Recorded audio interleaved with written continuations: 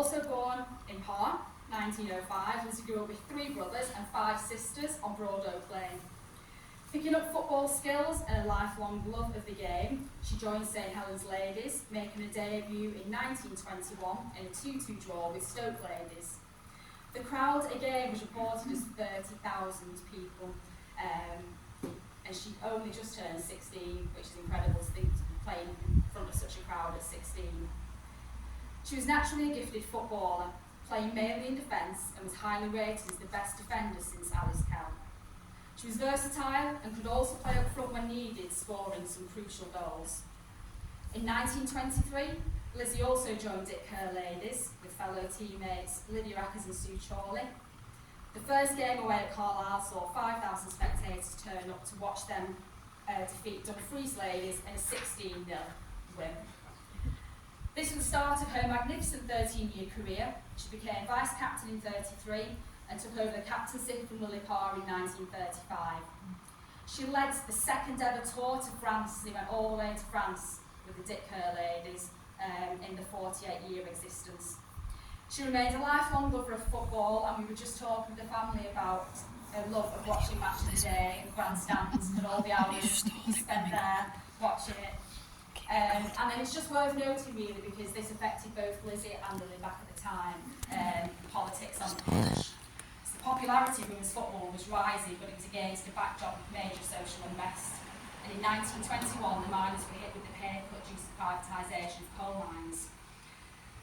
The Dick Kerr Ladies, many of them came from working class backgrounds, and they chose to raise significant amounts of money to support the miners, playing in local charity matches in some of these hard-hit industrial cities. The Football Association fortunately announced in December 1921, quote, "The game of football is quite unsuitable for females and ought not to be encouraged," which subsequently banned women from playing on their football grounds, which then unfortunately affected the demise of women's football.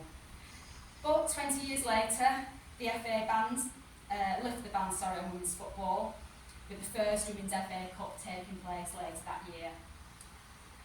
So they really were trailblazers back in that time with those crowds. But I think if you welcome up Lizzy's family.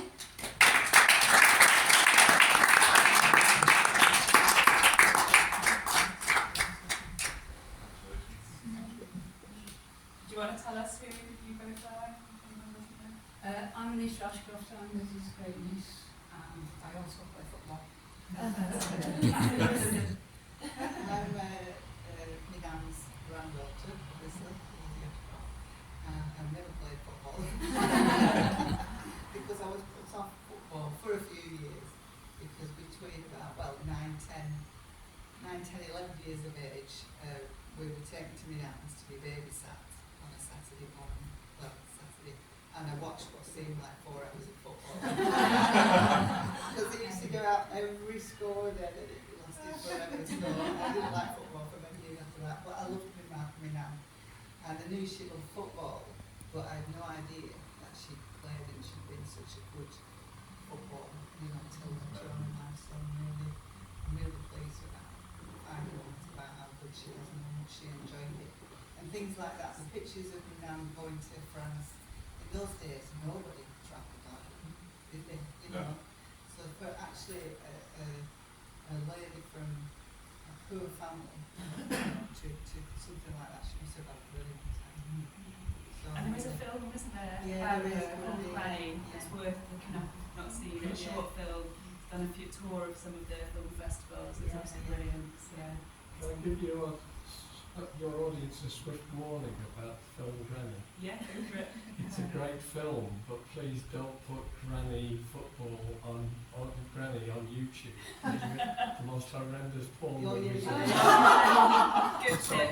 Thank you. You have to Google Granny Castelli films, and you get the real story about Lizzy. I think we'll take your word for that. It's true. Speaks of out of experience. Yeah, no, it's fantastic. Thank you. I didn't expect that conversation to go that We thought she was a football. And it's this way to Lizzy Field. And so again.